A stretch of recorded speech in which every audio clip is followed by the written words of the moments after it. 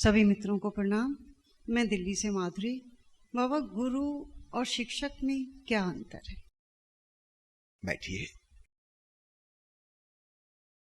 आज शिक्षक दिवस है, 5 सितंबर, और इन्होंने सवाल पूछा है कि शिक्षक और गुरु में क्या अंतर है। जितना जमीन आसमान में अंतर हो सकता है, बड़े से बड़ा अंतर, उतना अंतर है गुरु में और शिक्षक में। शिक्षक ज्ञान देता है, विचार देता है, कुछ सिखाता है, कुछ धारणाएं, कोई फिलॉसफी, कोई सिद्धांत, बाहर की दुनिया के बारे में जानकारी। गुरु निर्विचार अवस्था में ले जाता है, भाषा के पार, गुणाभाग के पार, एक शून्य अवस्था जागरूकता की, जहां कोई शब्द नहीं है। शिक्षक हमें शब्द सिखाता है, गुरु हमें निशब्द मौन में डूबना सिखाता है। शिक्षक देता है विचार, गुरु देता है निर्विचार सजगता यानी ध्यान। शिक्षक सिखाता है सभ्यता, संस्कृति। सभ्यता का अर्थ होता है 4 लोगों की सभा में कैसे उठें बैठें, उसके तौर तरीके, एटिकेट्स, मैनर्स। गुरु कहता है जो तुमने सीखा है उस सबको थोड़ी देर के लिए भूल जाओ, उसके पार उठो, क्योंकि ये सारे संस्कार, ये सारी कंडीशनिंग्स मन में हैं, और आत्मज्ञान फलित होता है जब हम मन के पार जाते हैं। जो व्यक्ति मन के इन संस्कारों में जोर से जकड़ा हुआ है, वह कभी आत्मा तक नहीं जा सकता। तो गुरु और शिक्षक का कार्य एक प्रकार से एक दूसरे के विपरीत है। शिक्षक जो है वो समाज की सेवा में है। माता पिता जो चाहते हैं, परिवार के लोग जो चाहते हैं, उन्हीं का एक्सटेंशन, उन्हीं के काम को आगे बढ़ा रहा है शिक्षक। वो ज्यादा कुशल है बच्चों के मन में संस्कार डालने में, माता पिता कुशल नहीं है। तो वह काम उन्होंने शिक्षक को दिया है कि जो हम नहीं करवा पा रहे हैं वह तुम कराओ, इन्हें समाज का हिस्सा बनाओ, सभ्यता का हिस्सा बनाओ, इनको आज्ञाकारी बनाओ, इनको सारी परंपरा और रूढ़ियां सिखाओ। गुरु कहेगा इन सब से मुक्त हो जाओ। इसलिए जब कभी कोई सद्गुरु होता है, समाज उसके खिलाफ खड़ा हो जाता है। इसमें दोष समाज का नहीं है। अगर दोष लगाना है तो गुरु पे ही लगाना होगा। वह समाज के खिलाफ सिखा रहा है, वह विद्रोह और बगावत करना सिखा रहा है। वह कह रहा है तुम अपने ढंग से जियो। प्रत्येक व्यक्ति मौलिक ढंग से अपने हिसाब से जिए, किसी परंपरा और रूढ़ी का पालन न करे। शिक्षक कहेगा आज्ञाकारी हो जाओ, डिसिप्लिन और अनुशासन। और गुरु कहेगा अगर तुम अनुशासन ही अनुशासन में जिए तो कभी तुम्हारे भीतर विवेक पैदा नहीं हो पाएगा। तुम्हारे भीतर विजडम कैसे पैदा होगी? अपने ढंग से चलो। हो सकता है गलतियां होंगी, भूल चूक होंगी, कोई बात नहीं। उसके जो दुष्परिणाम होंगे उन्हें भुगत कर तुम सीखोगे। तुम अपना निर्णय स्वयं करो। इसलिए मैंने कहा जमीन आसमान में जितना अंतर हो सकता है, शिक्षक और गुरु में उतना ही अंतर है। शिक्षक समाज की सेवा कर रहा है, इसलिए समाज उसको बहुत सम्मान देगा, बहुत आदर देगा। गुरु को कभी भी समाज के द्वारा, संस्था के द्वारा, संगठन के द्वारा, देश के द्वारा, सरकार के द्वारा आदर नहीं मिलेगा। अनादर मिल सकता है, आदर की तो बात ही छोड़ो, अनादर जरूर मिलेगा। क्योंकि गुरु का कार्य समाज के संस्कारों के विरोध में है। वह व्यक्ति को एक स्वतंत्र चेतना देना चाहता है, उसके भीतर स्वतंत्रता की खिलावट हो, ऐसी उसकी मंगल कामना है। भगवान बुद्ध ने कहा अप दीपो भव, अपने दीपक स्वयं बनो। कोई गुरु ऐसा नहीं कहता। वे सब चाहते हैं कि तुम हमारा आदेश मान के चलो, जो हम कह रहे हैं वही सही है, तुम्हें सोचने विचारने की जरूरत नहीं है। और गुरु कहेगा मेरी बात मानना मत, मैंने जो कहा है उसे समझने की कोशिश करना, तुम स्वयं सोचना विचारना, अगर ठीक लगे तो ठीक, ना लगे तो कोई बात नहीं। अपने भीतर की सुनना, मेरा अनुकरण मत करना, मेरी नकल मत करना, मैं कोई आदर्श नहीं हूं। और गुरु यह भी कहेगा कि जगत में कोई भी आदर्श नहीं है, तुम्हें किसी के पीछे जाने की जरूरत नहीं, अपने हृदय की सुनो, अपनी अंतरात्मा की आवाज खोजो और उसका पालन करो। दोनों में बड़ा भेद है।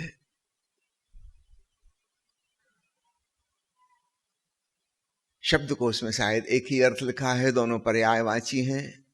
नहीं, ऐसा नहीं है। गुरु के साथ जुड़ने के लिए शिष्यत्व की तैयारी चाहिए। शिक्षक के साथ जुड़ने के लिए कोई शर्त नहीं है, एक लेन देन का व्यापारिक सौदा है। आप फीस चुका दो, वो आपको जानकारी दे देगा, बात खत्म हो गई।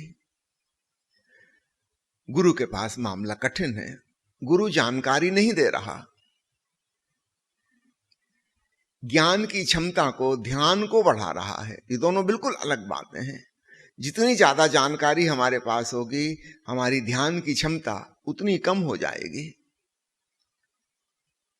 अगर मन खाली होगा, शून्य होगा, जानकारियों से मुक्त होगा, थोड़ी देर के लिए सही, तब अचानक हम पाएंगे हमारे भीतर जो चैतन्यता है, वो जो ज्ञान की क्षमता है, वह अचानक जाग गई।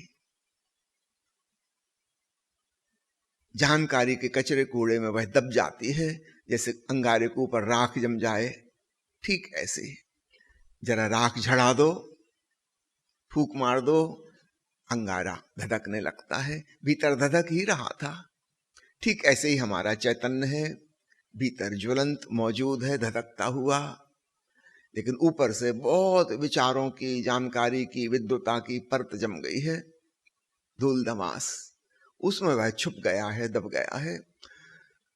वह धूल धमास शिक्षकों ने भरी है।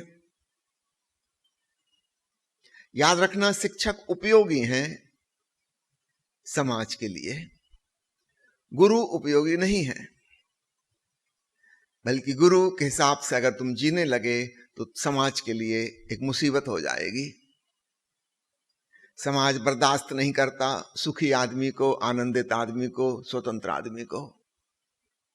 क्योंकि जो व्यक्ति आनंदित होता है वह स्वतंत्रता पूर्वक अपने ढंग से जीता है। समाज चाहता है लोग दुखी रहें, परेशान रहें, व्यथित रहें, तब वे आज्ञाकारी होते हैं और मदद खोजते हैं और सहायता मांगते हैं, और तब हम उन पर कब्जा जमा सकते हैं। माता पिता को दो तरीके आते हैं कब्जा जमाने के। छोटे छोटे बच्चों को कैसे राजी करें अपनी बात मनवाने के, दो उपाय हैं, उनको डराओ और प्रलोभन दो। समझो आप कह रहे हैं कि बच्चे से कि पढ़ो, और उसका मन नहीं लग रहा, उसे कोई रुचि नहीं पढ़ाई में, आप प्रलोभन देते हो कि तुमसे वायदा किया था ना साइकिल खरीदेंगे, अगर ये कोर्स पूरा कर लोगे इसके बाद तुमको साइकिल खरीदेंगे। अब पढ़ाई में तो उसको कोई रुचि नहीं थी, लेकिन साइकिल में रुचि थी, साइकिल के चक्कर में बेचारा पढ़ रहा है। या डराओ धमकाओ, इतने नंबर नहीं आए तो मारेंगे पीटेंगे। मैंने सुना है एक बाप अपने बेटे को डांट के कह रहा था, यदि इस बार फेल हुए तो फिर मुझे पापा मत कहना, मैं तुम्हारा बाप नहीं। हफ्ते भर बाद बेटा लौट के आया, उसके पिता ने पूछा क्या हुआ रिजल्ट। लड़के ने बोला कि रामलाल, तुमने पिता कहने का हक खो दिया है।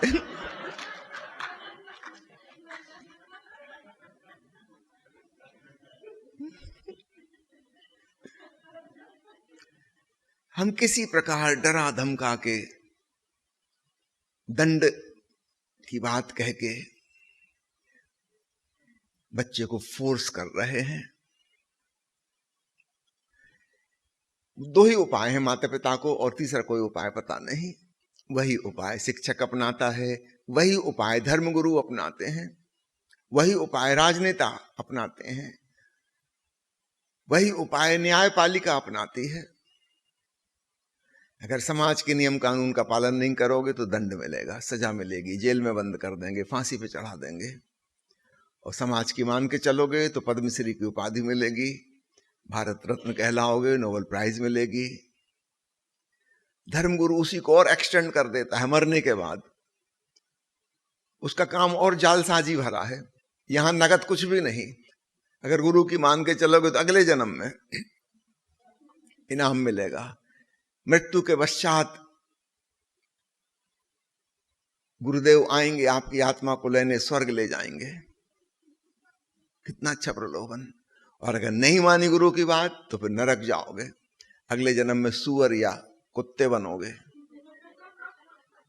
और नरक की यातनाओं का वर्णन कि क्या क्या वहां पे होगा। आदमी डर जाए बेचारा वैसी सोच के, ये भगवान इसकी अच्छा इन्हीं की बात मान लो, इतना खतरा कौन मोल ले। और याद रखना, ये आदमी जो मानने को तैयार हो गया, क्योंकि बचपन से इसके माता पिता ने डराया था, प्रलोभन दिया था, स्कूल में शिक्षकों ने वही किया था। पास होने का प्रलोभन, फेल होने का डर, होमवर्क नहीं किया तो सबके सामने बेइज्जती, भय पैदा कर दिया।